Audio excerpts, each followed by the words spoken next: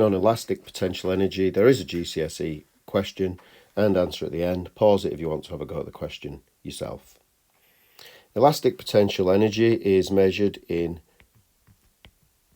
joules, and the equation is a half KE squared. Quite complicated, but let's have a look at a spring.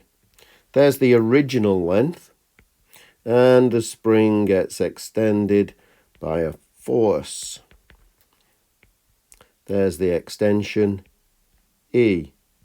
Now, force is in newtons, and there's something called the spring constant. The spring constant is the force required to extend the spring by 1 meter. So K is in newtons per meter. E is in meters. E is the extension, and that is in meters. You'll notice this equation looks a little bit similar to the kinetic energy equation. On to the question. A car wheel and suspension is being tested in a lab. The spring in the car's suspension is extended by 5 centimeters. The spring constant is 0.15 mnm. How much energy is stored in the spring, and what eventually happens to this energy? Pause it here if you want to have a go at the question yourself. Looking at the last part of the question, what eventually happens to this energy, is asking you a little bit about the law of conservation of energy. Energy cannot be created or destroyed, so the energy doesn't disappear. The energy gets dissipated into the environment as thermal energy. Now let's look back at the beginning.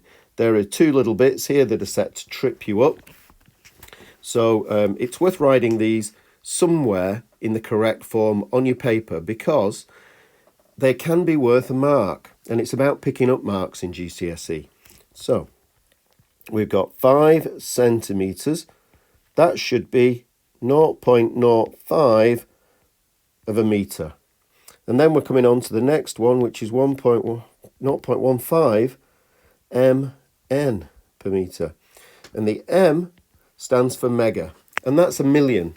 So we've got 0.15 of a million, which equals 150,000 Newton meters.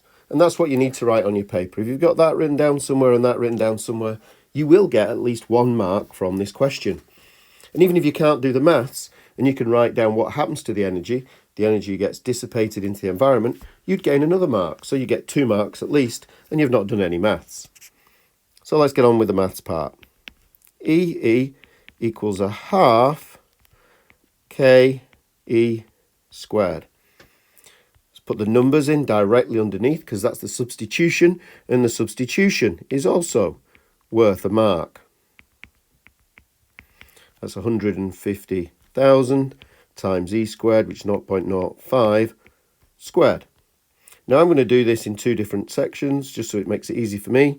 So I get 75,000, a half times 150,000, times 0.0025. Multiply those 2 together, and I'm going to get 187.5 joules. Now, I'm going to write this to 2 significant figures, because this is 2 significant figures. I'm not sure whether they meant that to be in 2 significant figures or not, but I'm going to put it to 2 significant figures, 190 joules, and I'm going to write 2 significant figures afterwards. So the last part of the question, what eventually happens to the energy? The energy is dissipated into the environment as thermal energy.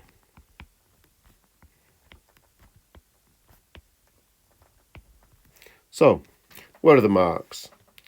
1 mark potentially for that, 1 mark for the correct numerical answer, 1 mark for the correct units, 1 mark would be available for the correct substitution, perhaps a mark available for the equation if it's not given, and 1 mark would be available for the correct units. So potentially 1, 2, 3, 4, 5, 6 marks could have been available on this question. Okay, thank you. I hope you found this useful, and thanks for listening.